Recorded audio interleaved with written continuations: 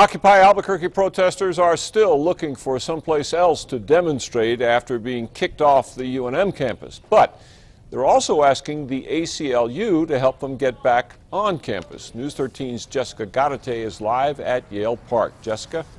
Well, Dick, protesters decided to meet here at Yale Park at 5 this evening. Of course, they're not allowed on Yale Park, but as you can see, they've lined up behind me along the sidewalk. Also along with them is police lined up next to them, making sure that they do not get on campus. Now, protesters have been using Yale Park for the past month to protest greed on Wall Street. Tuesday night, UNM kicked the group off its property, saying they were causing too many problems. It ended in 30 arrests. Now, the group's attorney yesterday asked the ACLU to file an injunction against UNM, claiming their First Amendment rights are being violated. The ACLU has not made a decision on whether it will take on the case. We asked the ACLU if it thought the protesters' First Amendment rights were being violated, and it said it did not know enough of the details yet to comment. But here's the issues the ACLU is considering. It says protesters are allowed to express themselves and they would get very high protection from the court.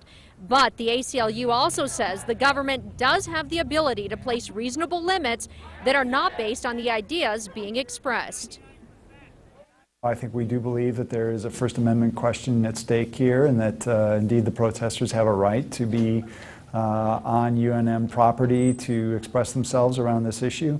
I think the question right now is what kinds of time, place, or manner restrictions might the university place on them, and do we believe that they are constitutional?